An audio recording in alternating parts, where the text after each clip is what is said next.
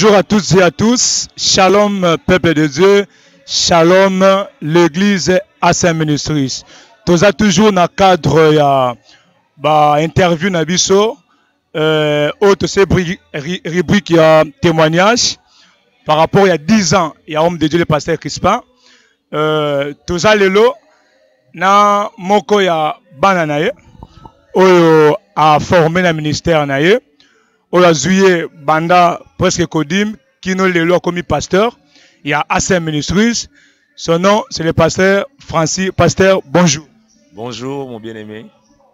Pasteur, je sais que vous connaissez le pasteur Crispin.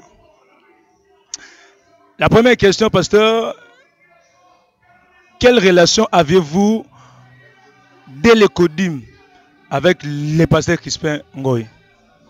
Avec le pasteur Crispin Ngoy dès les Kodim, on avait premièrement d'abord une relation de grand frère avec petit frère parce que ils nous ont pris depuis les Kodim. Il y avait lui, le pasteur Gogo, maman Marie-Claire. Et tant que les enfants des Kodim, c'était nos moniteurs de l'Ecodim. Et pour moi, c'était d'abord un grand frère vraiment proche. Et étant grand frère, étant moniteur, étant encadré spirituel dès l'Ecodim, ça nous a vraiment rapprochés et je l'ai coopté comme grand frère parce que je suis né de la famille, alors j'avais toujours voulu avoir aussi un grand frère, quelqu'un au-dessus de moi, et il a été vraiment ce grand frère que j'avais voulu parce que quand nous sommes allés à l'université, c'est lui, le grand frère, qui m'a facilité la tâche par rapport à l'inscription, par exemple, à l'UNIKIN et particulièrement à la faculté de médecine. C'est le grand frère qui avait presque tracé un chemin pour moi et j'étais fier d'avoir un grand frère. Et depuis le Kodim, encadreur spirituel et grand frère pour moi, c'est ça un peu la relation qui a défini depuis le Kodim, moi et le pasteur Crispin.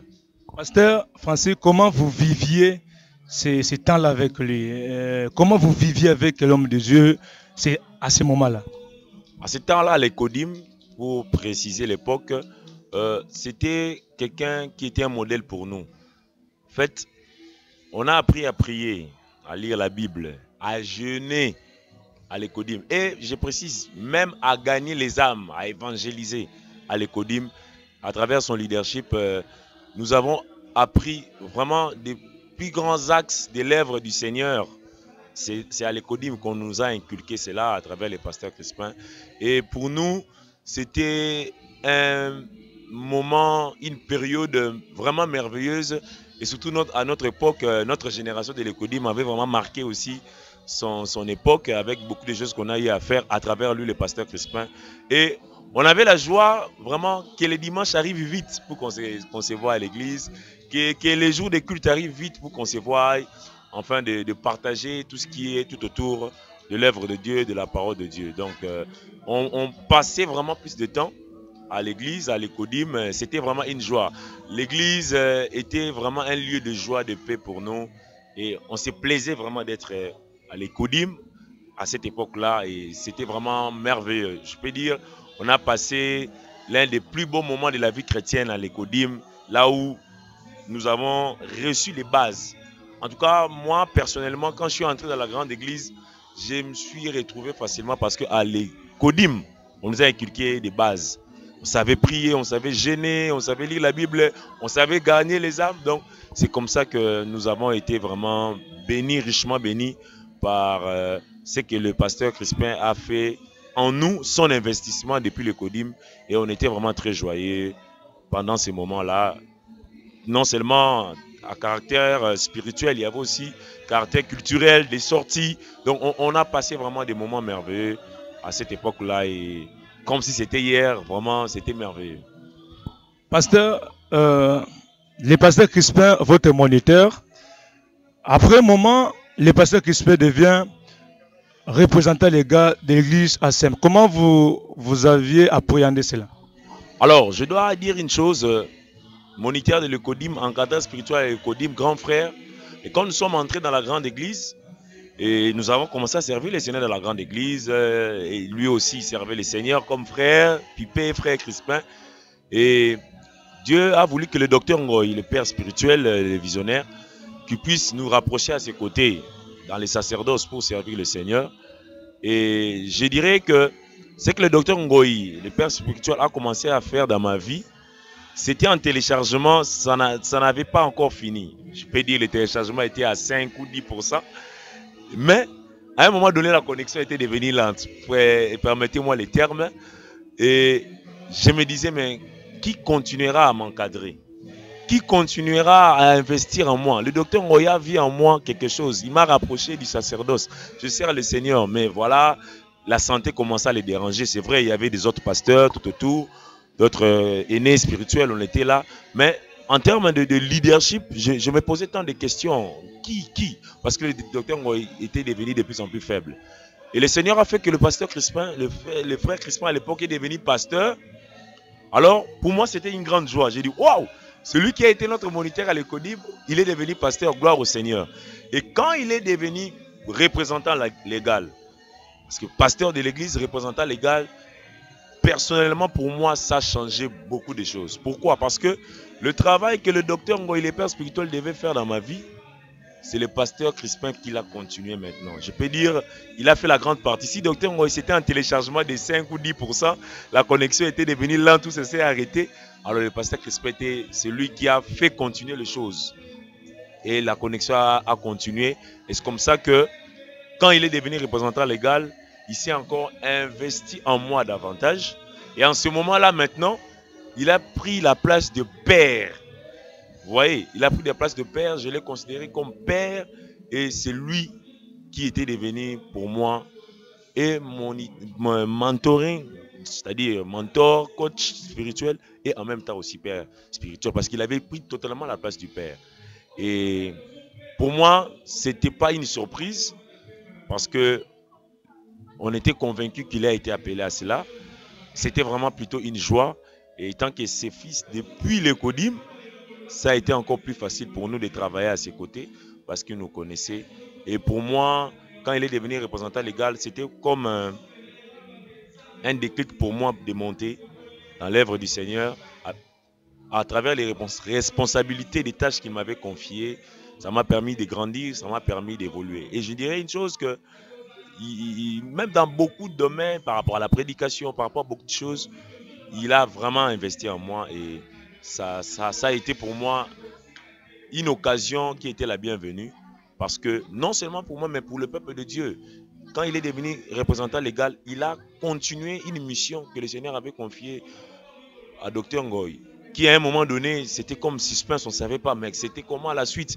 Et lui, il était le choix de Dieu pour que la mission de Dieu dans la vie de tout un chacun de nous à l'ACM puisse se poursuivre et s'achever à travers le pasteur Crispin quand il est devenu pasteur et représentant légal.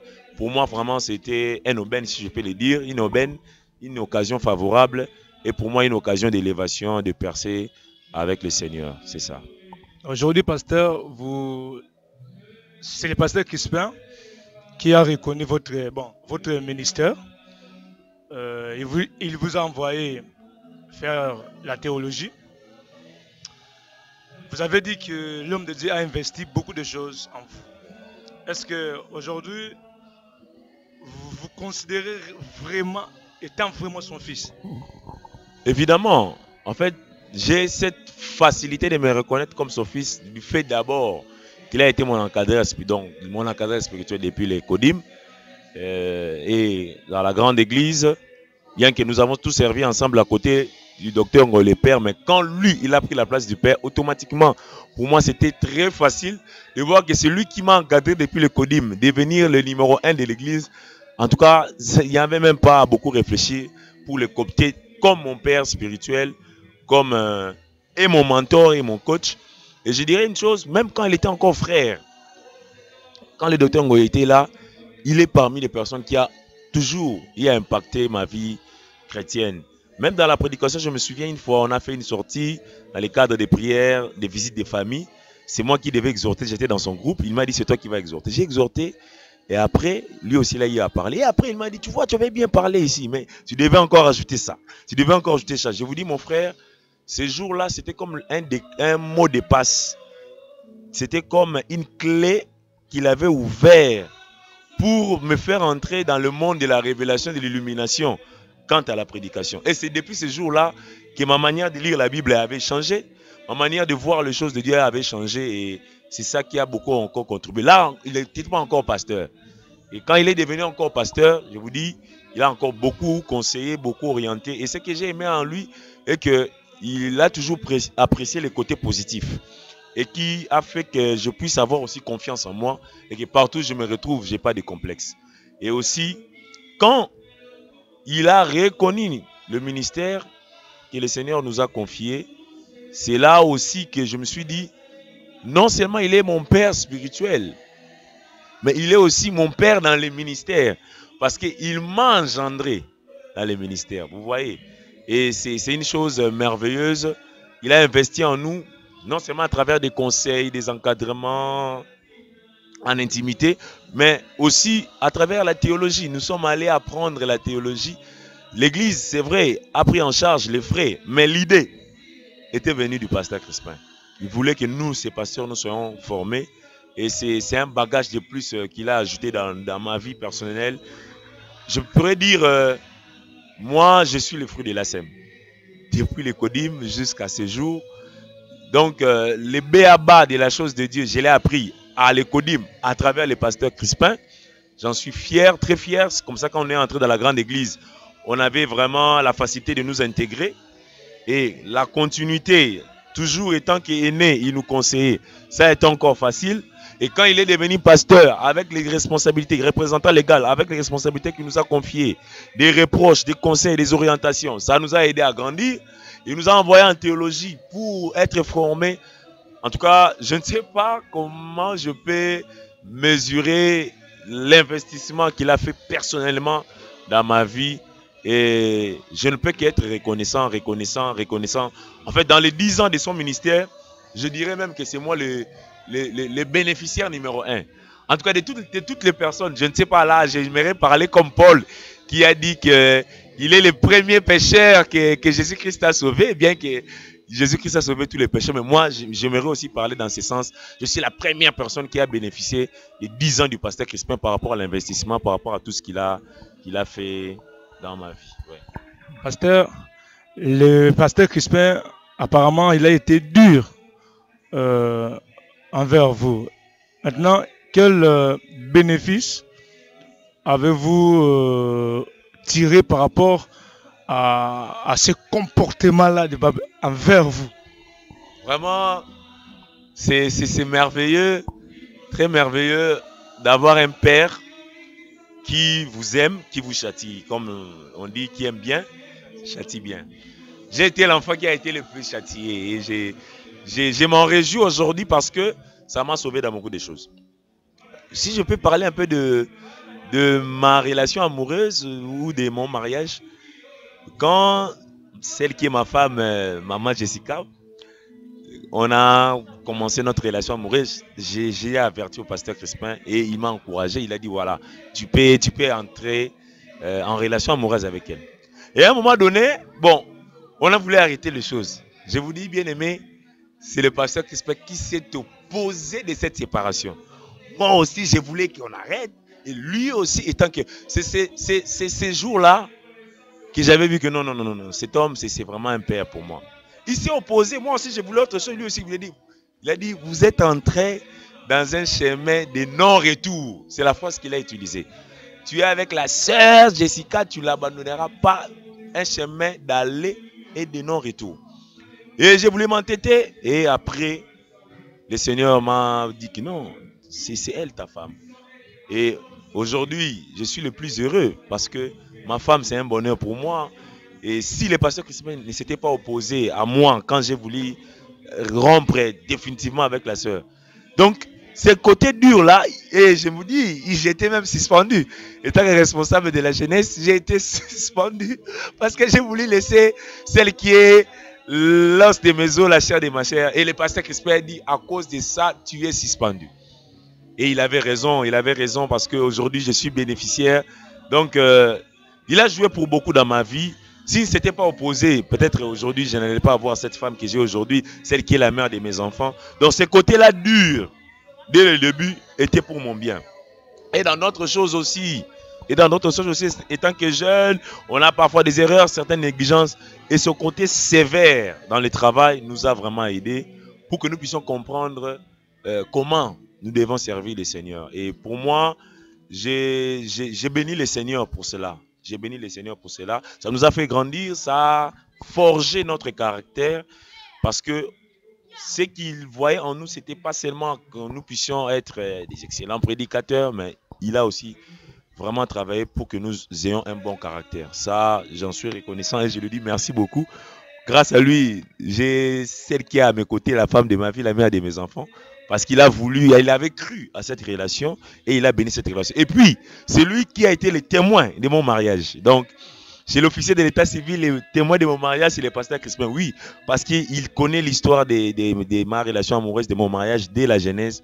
Il a participé dans mon mariage. Donc, il a fait beaucoup et je suis très reconnaissant envers lui. Pendant même le moment difficile que nous avons vécu dans mon couple avec ma femme, il a été toujours là pour nous secourir, pour nous aider, pour nous encourager. Et nous avons vu aussi la main de Dieu.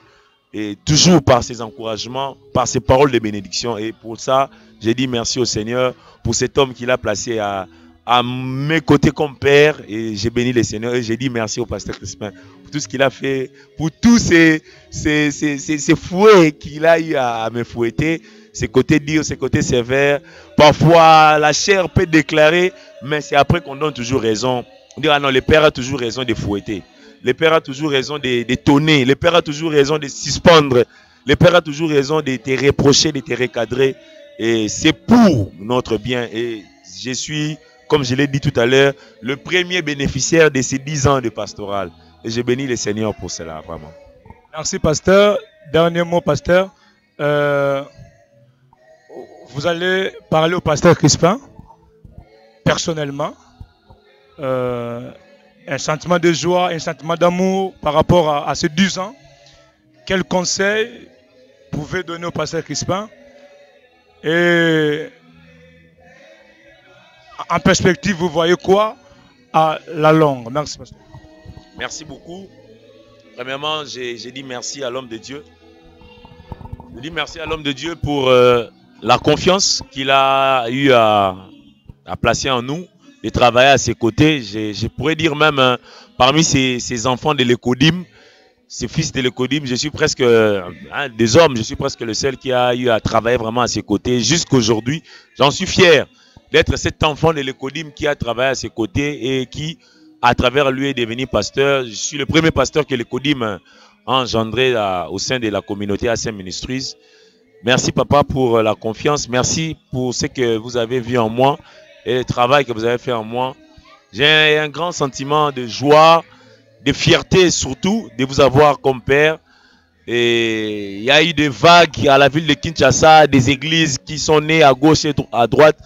On pouvait aller ailleurs pour servir le Seigneur, mais on a cru en vous, on est resté avec vous. On n'a pas suivi les vagues des naissances des autres églises. On est resté à vos côtés, on n'a pas suivi les vagues des autres pasteurs, ça et là. On est resté à vos côtés parce que on vous aime.